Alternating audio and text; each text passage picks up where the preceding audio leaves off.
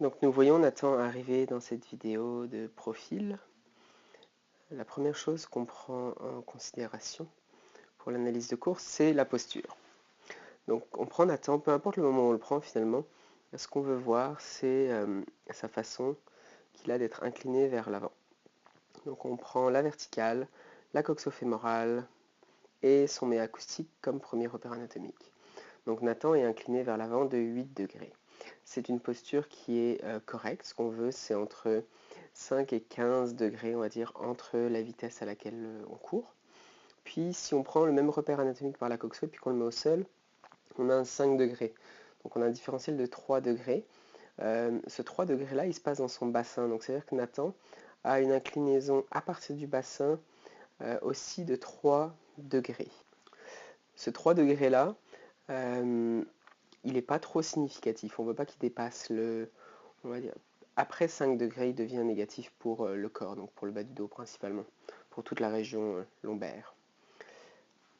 L'autre chose qu'on regarde maintenant, ce sont donc la tête et les bras. Au niveau des bras, on veut un angle relatif de 60 à 90 à 60 degrés finalement. Donc là, chez Nathan, on a environ 68 degrés en flexion, en avant, et puis on regarde en arrière maintenant. Là, on a une belle posture de course, donc maximum en arrière, et nous sommes à 72. Donc il y a un différentiel de 4 degrés, c'est pas énorme, et puis ça prouve que l'angle vers l'avant est légèrement plus fermé, ce qui est normal avec la vitesse. Puis le petit coude qui peut être donné quand la personne va vers l'avant, qui fait qu'elle se déplace un petit peu plus. Donc c'est parfait pour ça. L'autre angle qui est pris aussi, c'est quand la personne est en pleine mise en charge. Ici, on regarde si la tête est déjetée. Donc on prend le méa acoustique, l'épaule, le centre de l'épaule, puis la coxo-fémorale. On a un angle, donc l'alignement, tac ici. 180 degrés étant droit, là on a 175 degrés, donc Nathan a une très belle posture droite lorsqu'il court. L'autre point de vue qu'on va voir aussi en pleine mise en charge par rapport à la posture et au bassin, c'est lorsque le bassin est en mise en charge, est-ce qu'il y a une rétroversion? Donc est-ce que le bassin fait ce mouvement-là? Puis chez Nathan, on ne le voit pas. Donc c'est encore un beau point. Une stabilité latérale, stabilité de profil en tout cas qu'on voit. Donc antéroposte et non pas latéral, parce que vous allez voir que de dos c'est autre chose.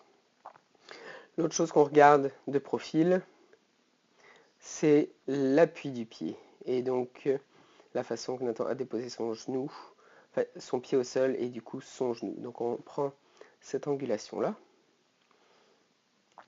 qui est de 158 degrés. Donc Nathan a un appui mi-pied avec une flexion dans le genou de 158 degrés, donc c'est parfait, c'est ça qu'on veut voir.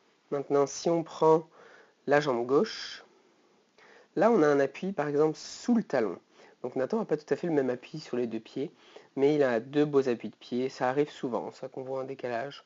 C'est souvent que la personne est en train d'essayer d'adapter et de changer un peu sa technique. Donc là on a 155 degrés, 156 degrés avec un sous le talon. Les orteils ne sont pas trop relevés. L'autre angle qu'on peut prendre, c'est celui-ci, au niveau de l'extension des orteils. Donc c'est parfait, 90 degrés d'extension. C'est un bel angle aussi.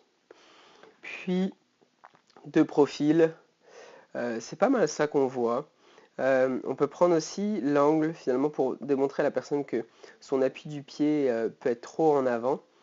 C'est qu'on peut prendre le centre du genou, le péroné et puis la verticale. On ne veut pas que l'angle dépasse le 20 degrés. Puis là, entre 15 et 20, c'est assez disproportionné. Mais en dessous de 15, c'est quand même correct. Donc chez Nathan, c'est très bon aussi, cet angle-là. Mais finalement, on l'a pris, vous voyez, on peut le transcrire à ici. Puis on voit que c'est quand même, on voit la flexion du genou. Donc ça, c'est très bien.